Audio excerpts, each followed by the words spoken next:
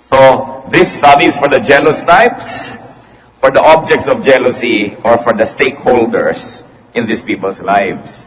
Minsan tayo yung nagseselos, tayo yung pinagseselosan, o tayo yung nagbibigay ng payo, tayo itong kamag-anak, tayo yung mahal sa buhay, na kailangan nating pag-aralang mabuti itong selos na ito. Love can be romantic. Isa yan sa kuminsan pinakamadalas at karaniwan na definition, but love can also be filial, yung pag-iibigan na magkamag-anak. It can be friendly, mga pag-iibigan ng mga magkakaibigan, mga nagkakasundo, pare-pareho ng mga gusto sa buhay, maraming uri ng pag-ibig. And loving can bring suffering because lovers tend and choose to be jealous. Ano po ba yung jealousy? Jealous people are intolerant of rivalry or even just perceived rivalry. Hindi pinapayagang may kaagaw. Sabi nga na isang tula ni Jose Corazon de Jesus, at ang pag-ibig ay sakim at aayaw ng kakabiyak, o wala na kahit ano, o ibigay mo ng lahat. Kaya marami nakikipag-away, ganun, all or nothing. Actually, sinisikap lamang na maging everything, kuminsan nagiging nothing tuloy. At napakasakim daw ng pag-ibig. Our focus in this study will be irrational and unreasonable jealousy. Yung wala sa lugar. Kasi meron jealousy na nasa lugar. Dapat lang, abnormal ka pag di ka nagselos. Pero merong mga wala talaga sa lugar. A jealous lover does not want a rival or a jealous lover wants to be the only focus of the beloved's time, attention, and affection. Kadalasan yon, ang sinuman na nanibugho, na umiibig, gusto niya siya lang ang pagbuhusan ng lahat ng panahon, ng lakas, ng pagmamahal, affection. This is bound to bring a lot of sorrow, this expectation. Why is this a losing proposition? When you want to be the only object of time, attention, and affection of your loved one, you are bound to be disappointed because no one person can fill all the needs of another person. Lahat ng pangangailangan natin, hindi pwedeng manggaling lang sa isang tao. Therefore, mabibigo ka lang kung iaasa mong sa isang tao lang magmumula lahat yon. At kung inaasahan mo rin ikaw ay makakapagbigay ng lahat ng pangangailangan ng kapwa, lalo yung mahal mo, hindi rin pwede. Hindi ka rin kasya. No one person is big enough to fill by himself another person's heart. Kung mayroong pinakamalaking bahagi ng katawan ng tao, puso yun. And I don't mean in terms of square inch. Puso. Sabi ng puso ng tao, napakalaki. Diyan pwede magkasya lahat ng pangarap, diyan magkasya lahat ng pag-ibig, maging pagkamuhi at panibugo, maring diyan magkasya. The human heart is designed for many loves, for many givers, and for many recipients. Hindi itinalaga ng Diyos na lumikha sa atin na ang puso ng isang tao, isa lang ang katapat. At lahat ay doon magmumula at doon din papunta. Maraming katapat ang isang puso. Marami siyang mga compartments na para sa iba't ibang uri ng pag-ibig. For instance, the love of a man for a woman or the romantic love. Then the love of a man for another man or for a woman, which is non-gender-based, non-family-based. This has no conventional label. So 1 Samuel 18:1, after David had finished talking with Saul, Jonathan became one in spirit with David and he loved him as himself. Isang sobrang pag-ibig, yung pag-ibig ni Jonathan kay David. At sila'y nagmahalan. 2 Samuel 1:26, nung namatay itong si Jonathan, sabi ni David, I grieve for you, Jonathan, my brother. You were very dear to me. Your love for me was wonderful, more wonderful than that of women. So this is a very unconventional kind of loving relationship that they had. Jesus also had many unconventional loves. For instance, his love for Martha and her sister, Mary, and for Lazarus. John 11:5, Jesus loved Martha and her sister and Lazarus. Sa panahon po ni Lord, hindi uso yung barkadahan ng babae, lalaki. Pero kabarkada niya yung si Martha at saka si Mary. Lagi siyang nasa bahay ng mga yon, doon siya natutulog. It was a very unconventional kind of love.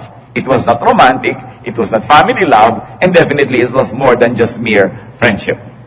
John 13:23-25, one of them, the disciple whom Jesus loved, was reclining next to him.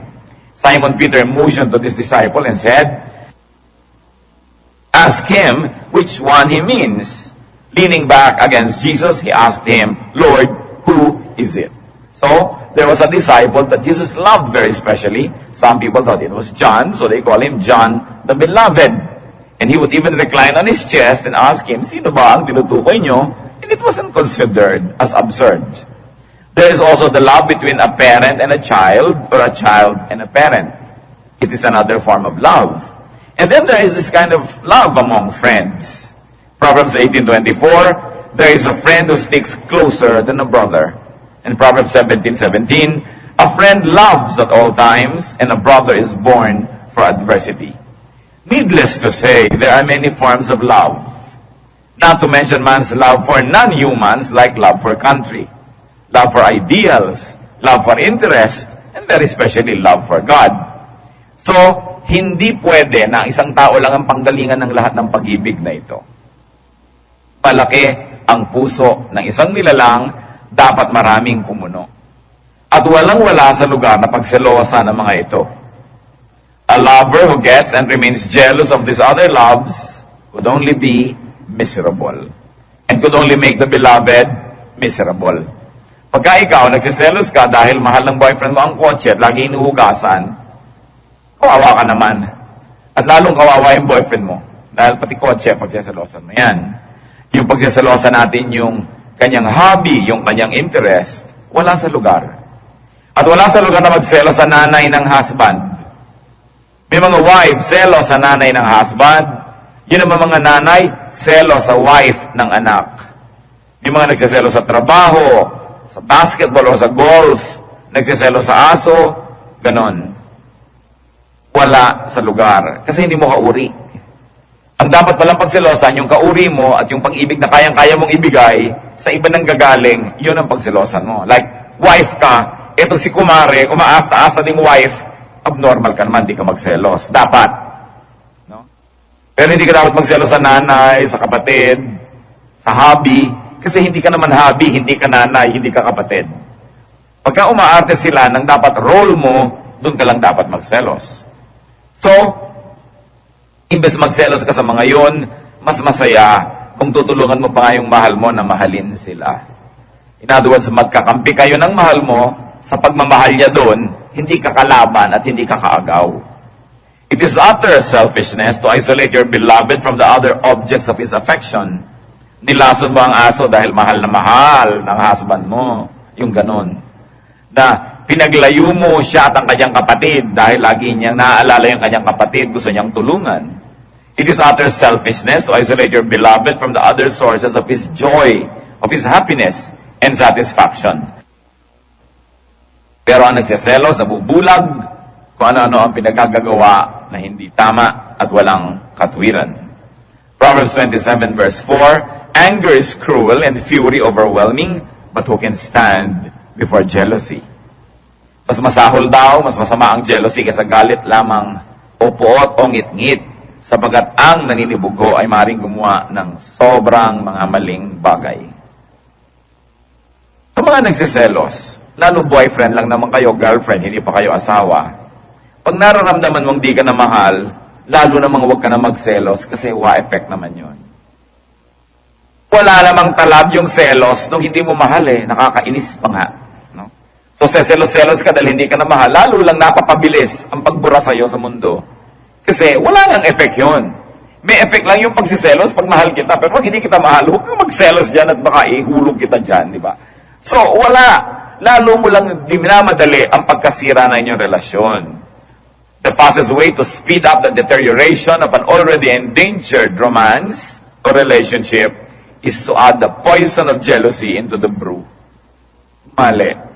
Kahit talagang selos na selos ka na, it will not achieve anything para ipahalata mo pa o para magnag ka pa o manggulo dahil lalo lang lalayo sa iyo ang loob. Instead of being jealous, increase your self-worth. Pinag-uusapan natin dito yung romantic. No? Parang nawawala na siya, na-attract na sa iba. Aaway-awayin mo pa. Wala yon. Increase your self-worth for yourself, to yourself, and perhaps for other people to see. Para pag hinayangan ka man lang, o pag interesan kang muli, kung sakasakaling nawawala na ng interes sa'yo, look good. Looking good is a great revenge. In fact, looking good is a very great argument.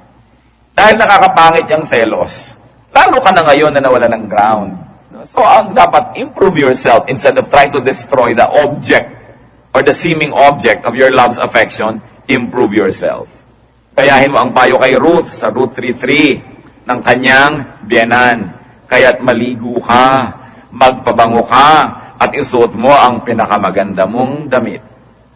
Kesa sa pinapabayaan mo na yung sarili mo. Lalo yung mga nagsiselos sa asawa, hanggang Asinggan, Pangasinan, nasusundan ang lalaki, na hindi na nakapaghilamos, hindi na nakapag-ayos, talagang puro alikabok na kasusunod, lalo ka namang hindi attractive nun. Kaya, hindi yun mag-work. When jealous, and for the ultra jealous, anong pwede nating ipahin mga kapatid? Enter God's peace. Mahirap yan. Wala na yatang damdamin na higit mahirap kaysa jealousy. Pero ang kasunod na nun, envy. Pero yung jealousy kasi may involved na love yan for the object. Surrender your bitterness, your jealousy, your envy and anger to God. 1 Samuel 1:10, in bitterness of soul, Hannah wept much and prayed to the Lord. Punong-puno ng kapaitan ng kanyang dibdib dahil hindi siya nagkakaanak. Dahil nagsiselos na siya sa naging ibang mga asawa ng kanyang husband, which was allowed in the Old Testament para magkaroon lang ng anak, hindi magkaanak yung tunay na asawa. Pwede ka magkaroon ng iba para matuloy na lang ang iyong lahi. Pero gano'n na lang ang hinanakit nitong si Hannah. So anong dinaan niya sa iyak? Iniiyak niya sa Diyos. At yun ay dininig ng Diyos. Yung kanyang mga iyak. Find peace in God when you're very jealous. Remember, this message is for the jealous one, for the object of jealousy, and for the stakeholders. Kung hindi kayo yung nagsiselos, hindi kayo yung pinagsiselosan, surely may mga tao sa buhay nyo na pwede nyo payuhan. Kaya dapat pa rin nating suriin at pag-aralan ang masalimuot na bagay na ito. Philippians 4:6-7, do not be anxious about anything, but in everything by prayer and petition, with thanksgiving, present your requests to God. And the peace of God, which transcends all understanding, will guard your hearts and your minds in Christ Jesus. So talagang ang comfort ng Panginoon ang ating pwedeng sulingan, puntahan, silungan, kung tayo ay hirap na hirap sa nararamdaman na pagsiselos. Reunite with God. Ano po ba ang ipinahihiwatig ng pagiging sobrang seloso o selosa?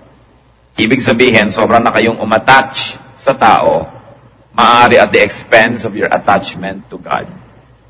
When we're very, very closely attached to God, well, we care for other people, even for your spouse or for our children or friends, we will not be shaken too much because our closeness to God will steady us and will give us anchorage and will give us a sense of direction and even shelter.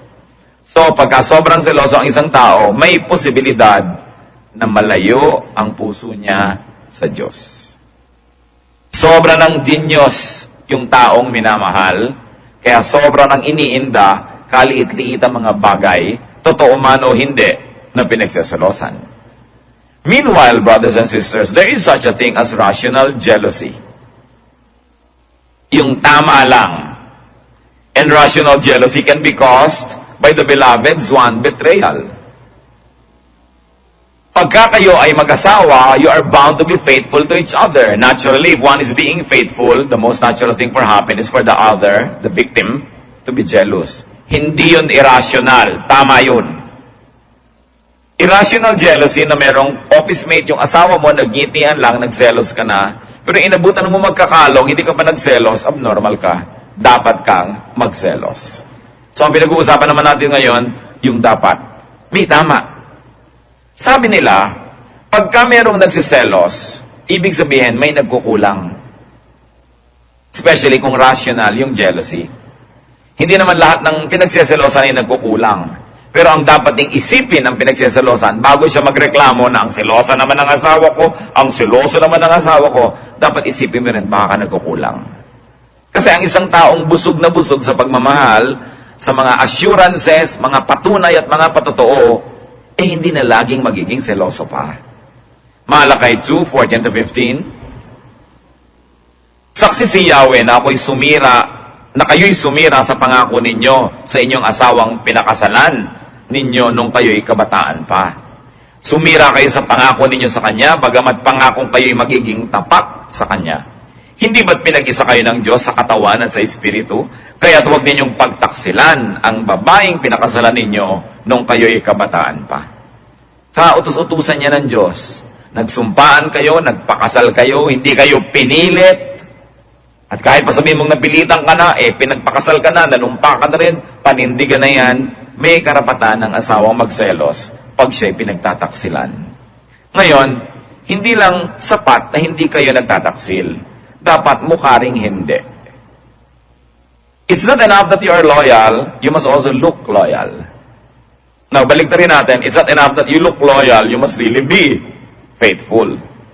So, sasabihin mo, wala naman akong ginagawa, ba't ka nagsiselos? Mukha kang may ginagawa Kaya ayusin mo rin yung ginagawa mo. Hindi sapat na wala akong ginagawa, pero mukha namang meron. Malay ba nung tao na wala kang ginagawa? Kung wala po tayong ginagawang kasalanan, mga kapatid, tayo lang nakakaalam. Pero yung asawa mo, hindi niya alam yon. May iba siyang iisipin, lalo't meron siyang dahilan para mag-isip. Hindi istorya yon, hindi yun reason na wala akong ginagawa. Dapat mukha rin na wala. Pinakakadiin-diin ko yan kasi madalas pag-awayan yan No? Na wala akong ginagawa, matapat ako sa'yo. Alam mo yun, pero alam ba niya yun? Kaya kailangan yung sobrang assurance. Kailangan matapat para wala nang nagsiselos pa ng sobra. Proverbs 5:15-16, drink water from your own cistern, running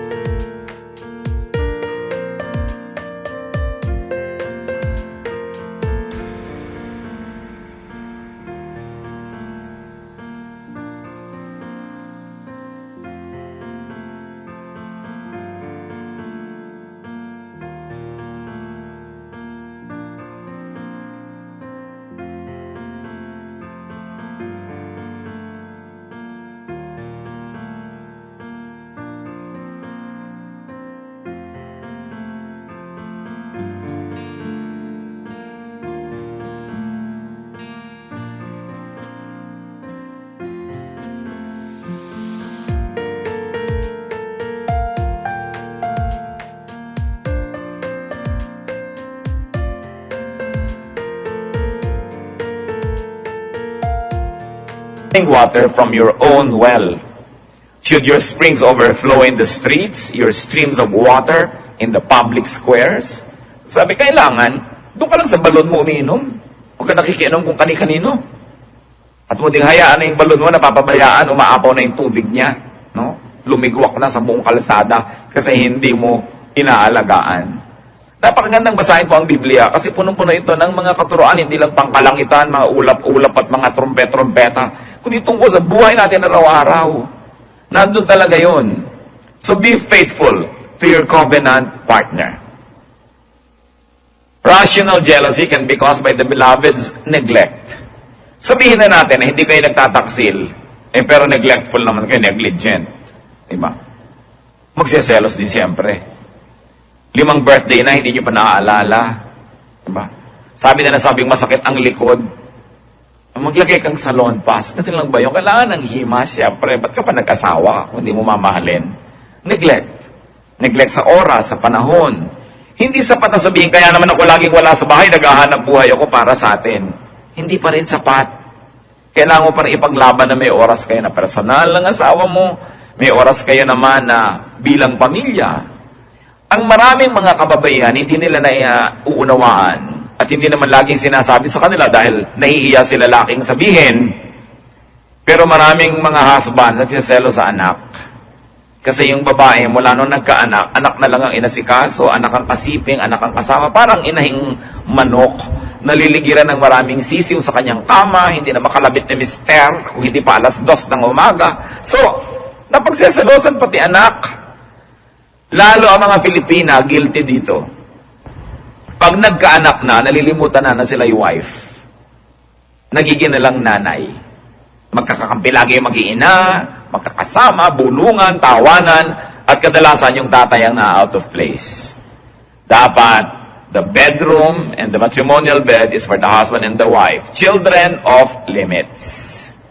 Dapat ganon. Iisa ang aircon. Pasensya na kayo, mainitan. Pa-aircon ninyong anak nyo kung gusto nyo siyang nalalamigan. Pero hindi pinagsasama yan. Wife, you are first a wife before you are a mother. And one of the best ways to be a mother is to be a good wife first. Because if you do not do your matrimonial duties to your husband, and don't call it duty, it should be pleasure, at hinanap niya yan sa ibang kandungan, at naiwan kayo mag-iina, ano ngayon ng pamilya nyo, nawasak din yan. Kailangan binabantayan yan.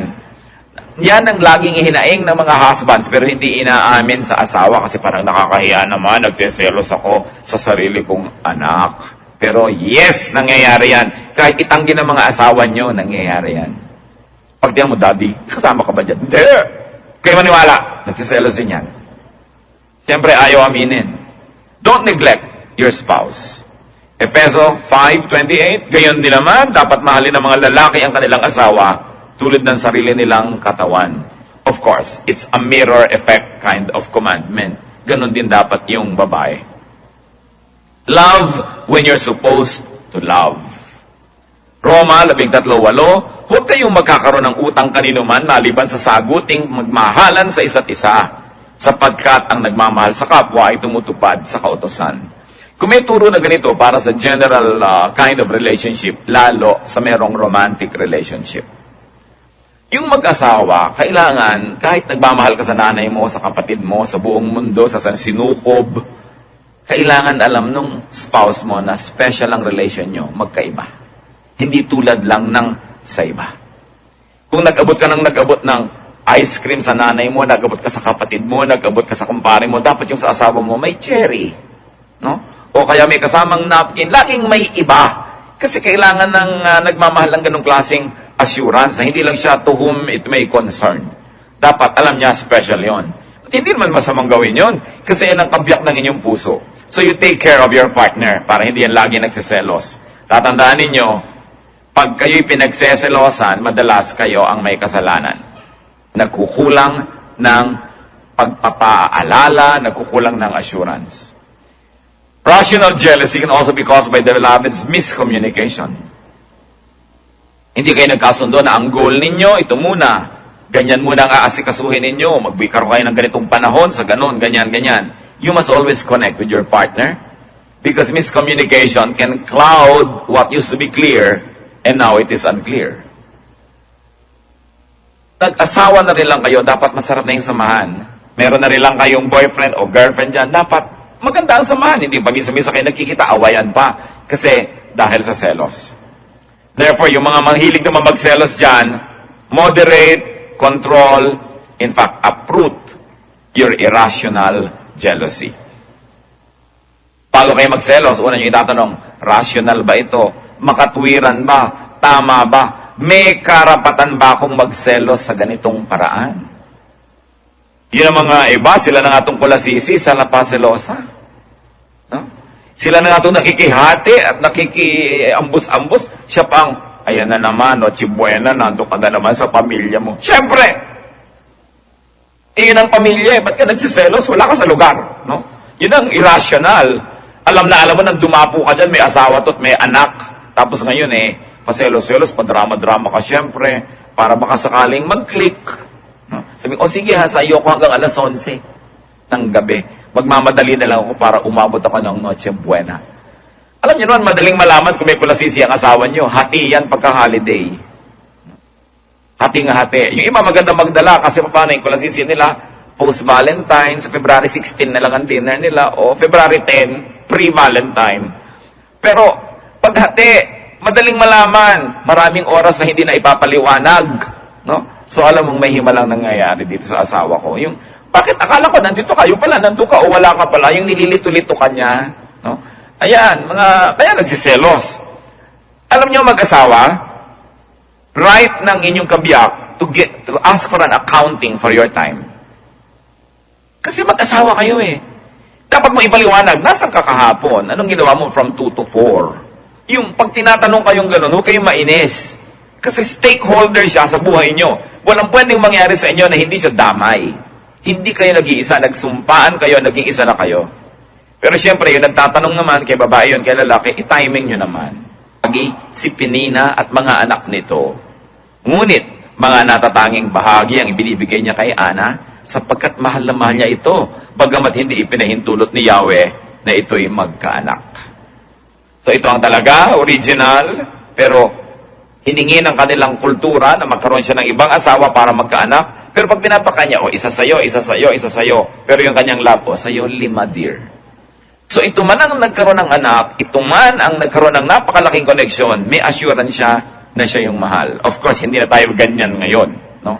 Tayo ay nasasakop na ng ibang mga kaareglohan at kaayusan. Pero ganun pa man, dapat special ang pagtingin. Ito sa talagang special. Dapat nating hati-hatiin ang ating puso para sa lahat ng dapat mabigyan. So lalaki, nagkaasawa ka na, pero meron pa rin dapat bahagi ang iyong ina, ang iyong ama sa iyong puso. At kung kasali yung mga kapatid, isali. Meron ka dapat na lugar dyan din para sa mga pinagkakautangan ng loob, sa mga kaibigan. Hindi pwedeng kinalimutan mo na ang lahat dahil nagkaroon ka ngayon ng flavor of the month. Marami tayong pananagutan sa ating kapwa na dapat nating lagi na panagutan. Lalo kung sa mga magulang. At ikaw naman na minahal, dapat din naman hayaan mo yung nagmamahal sa iyo na may ibang bahagi para sa iba. Hindi mo pwedeng solohin yun kasi hindi lang naman talaga kayo ang dalawang tao lang sa mundo. Kung lalagay ang lahat sa lugar, magkakaroon ng mas maraming contentment. Tatahimik ang buhay.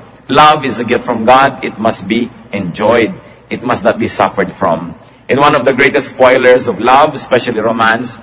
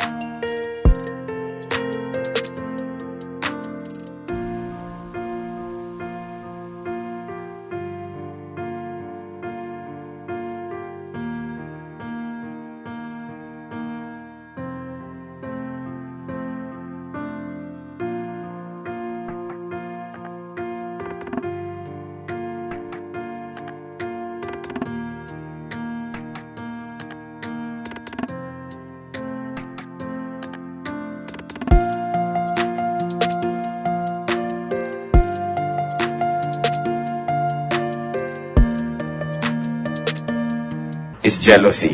Gusto kong bigyan ng diin sapagkat madalas mangyari. Mga biyanang babae, hayaan nyo ang inyong anak na lalaking mahalin na manugang nyo.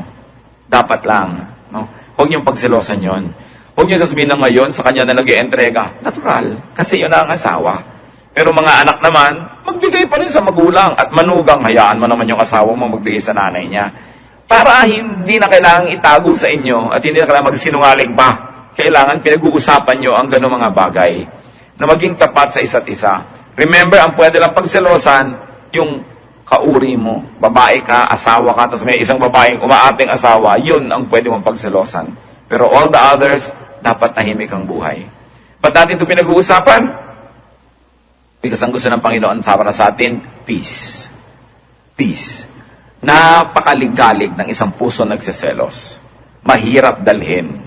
Hindi ka makatulog, hindi ka makakain, hindi ka mapakali. Yan ay isang parusa sa espiritu ng tao. Kaya kung ikaw kayo maselosin, dapat kang gumawa ng paraan para yan ay mabawasan, maging rational ka rin. At gusto ko ulitin, ang pinagseselosan, madalas may pagkukulang. So kailangan ding mag-isip-isip. Aming Diyos, sa pang-araw-araw naming buhay, nais namin kayong patuloy na sambahin. Nais namin na kaayusan nyo ang maghari sa aming buhay, lalo sa buhay mag-asawa, sa buhay ng mga magkasintahan, sa buhay ng mga taong nagmamahalan at maraming mga mahal sa iba't ibang uri ng paraan. Ituri mo sa amin, Panginoon, na magmahal sa tamang panahon, sa tamang paraan, at nang sa ganun ang buhay namin, higit lalong maging maayos. At sa kaayusan nito, maging malaya kaming maglingkod sa inyo, maging malaya kaming umibig ng aming kapwa, at maging malaya kami na pakasensuhin pa ang aming espiritualidad. Alam namin, Panginoon, na ang tao nagagalit, nagseselos, ay napakadali magkasala. At pati yung pinagseselosan, napakadali na rin magalit at magkasala, kaya dapat suriin namin itong pagseselos kung anong ginagawa sa aming buhay. Mangusap po kayo sa amin, payamanin niyo aming isip, patahimik.